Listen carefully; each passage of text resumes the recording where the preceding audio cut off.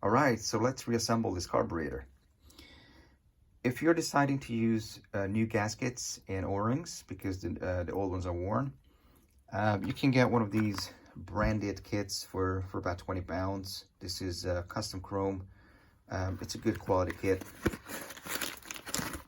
I like using these. Just stay away from the cheap 10 pound or $10 kits that you can find on eBay that has floats, spraying, all kinds of jets and everything in there. They're all garbage, unfortunately.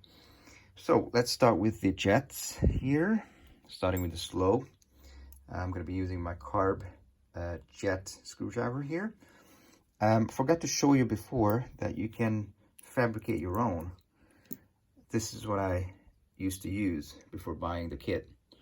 So you can just grind an Allen key like what I did, and it fits perfectly. But I got this one now, so I don't need that anymore. So that's the slow jet. Snug it down, don't over tighten it. Next is the needle jet and the emulsion tube. So make sure you don't install it the wrong way. But some people do that because it goes in both ways, but you're not going to be able to tune your carburetor properly. So make sure that the flat end, this one, connects to the emulsion tube. And it'll be, this bit will be sticking out in the carburetor. So drop it in, emulsion tube, flip it, because sometimes it needs a little wiggle. You don't want to force it.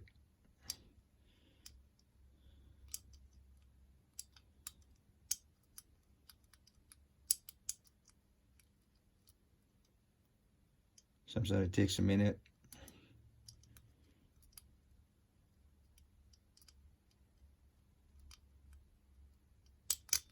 That's it.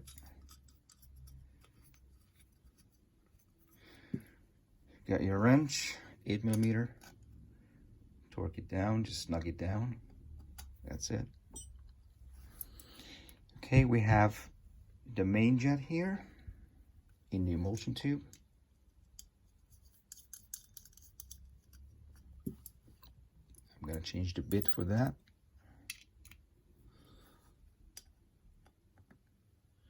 And just snug it down. That's it. Okay, we have the mixture screw here. Put some lube on the O-ring, just a little bit.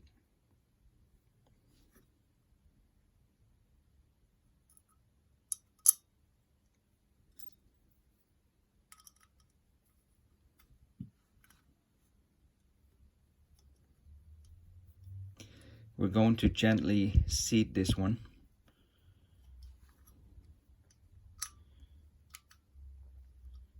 Just be careful, because if you over tighten it, you might damage the thread or the screw. So just lightly seat it. That's it. And at this point, I'm gonna mark the carburetor body as well. Here.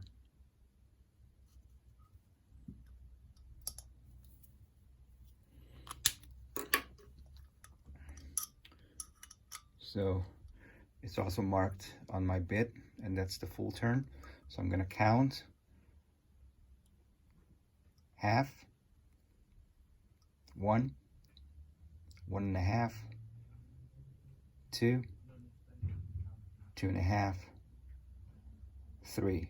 3 turns out. This is where I was at before I disassembled it. So that's done.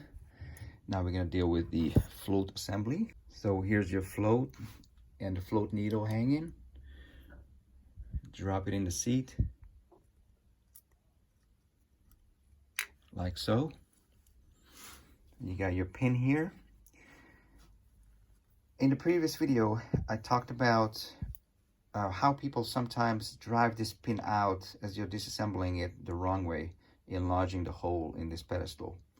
And this is what happens when they do that.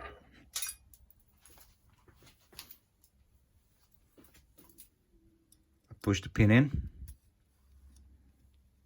and watch, I can move it in and out with my fingers. So this is not secure, it can fall out. So what I like to do is take one end of your pin and give it a few blows with a hammer, flatten it, just the very end bit, like this one. And it creates a little bit of resistance as you're pressing it in. That's it, just a couple of millimeters. You need to tap in. That's it. And now you can no longer push it out with your finger. So it's nice and secure. Quick fix. Okay, so at this stage, you're gonna want to check the float height. Make sure that the line in the float is parallel with the carburetor body. I'm not gonna talk about it right now, otherwise this video would have been too long. So if you don't know how to check and adjust your float height if necessary, just go back to my previous video. So provided you've checked it and you adjusted it if it needed adjustments, we're gonna carry on with the float bowl.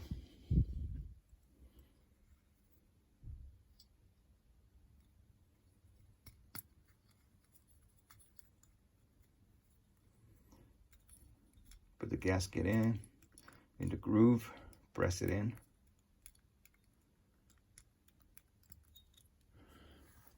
We need the linkage. Put the linkage in here. Need the rubber boot.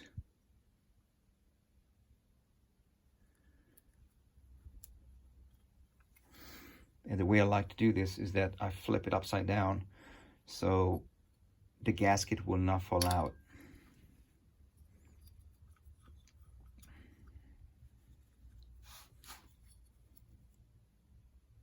Connect it to the linkage first.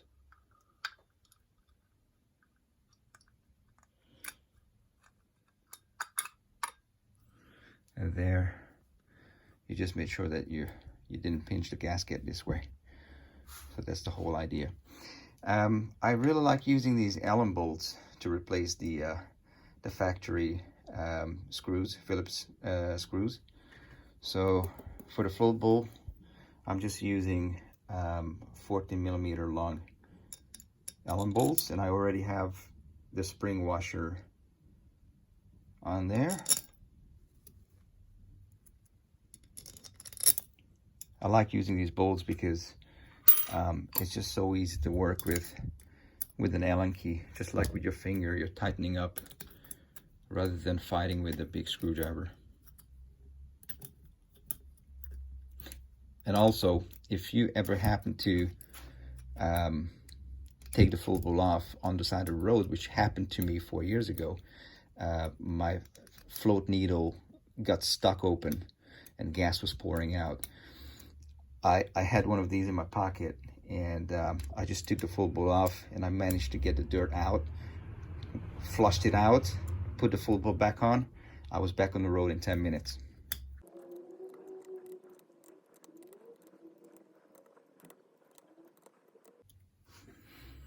All right, we're gonna carry on with the accelerator pump assembly. We need the diaphragm.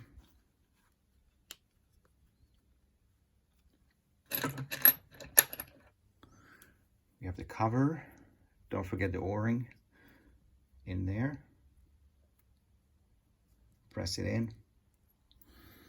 We need the spring.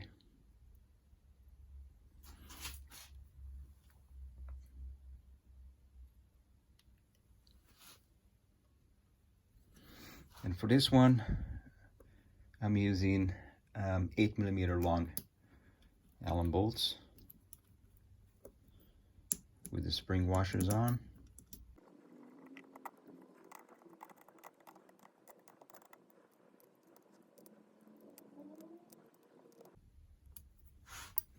All right, it's done.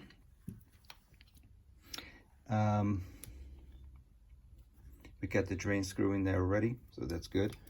So flip it over, and we're gonna deal with the slide. So you got your slide, nice and shiny. Get your needle, your jet needle, drop it in there. There we go. So the slide only goes in one way, so you can't mess it up. You need your retainer, drop it in, wiggle it around just to make sure it goes into position. Just to check that it's right in position, shine the flashlight through, and you're gonna see that the light will be coming through the vacuum port. Just to make sure that the vacuum port is not blocked by the retainer. You need a spring and the cap. Now you could try and push it down. However, in some cases the edges will not be sitting in the groove properly. So the proper way to do this is that you push up the piston a little bit and pull down the diaphragm.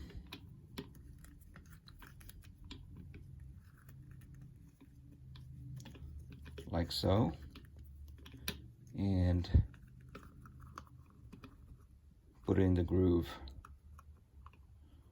You need to play with the height of the piston a little bit.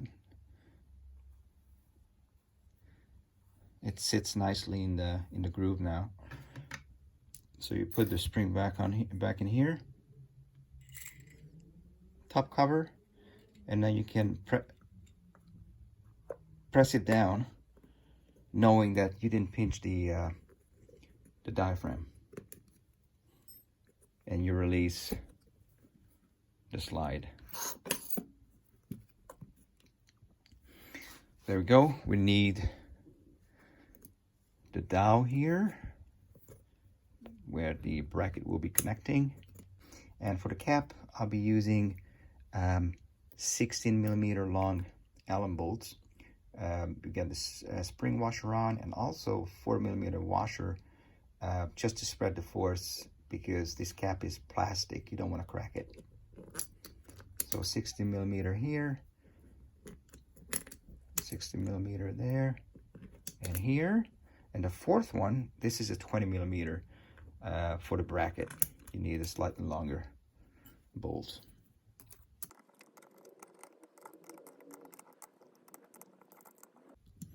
So the cap is nice and secure. I didn't tighten this one because I need the bracket for this. Down in here, I need the bracket.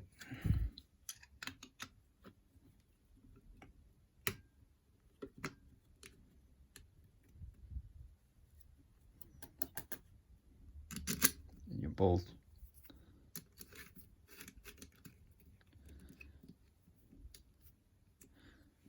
And you need, this is a 5mm Allen bolt, not a 4 like the rest of them, and the length is 10mm.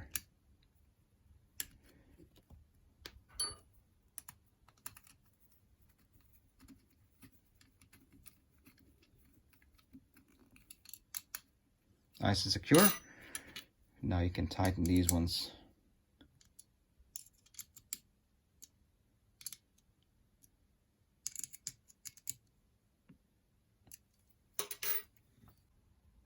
And that's it. Your carburetor is reassembled. You can check the piston to make sure that it's moving nice and slow, so there's no leak. And when you put it back on the bike, I suggest you hook it to the fuel system first before anything, just to look for any potential leaks, and also to verify that your accelerator pump is working. So it should be skirting the fuel out from the nozzle. Just check it before you hook everything up on the bike.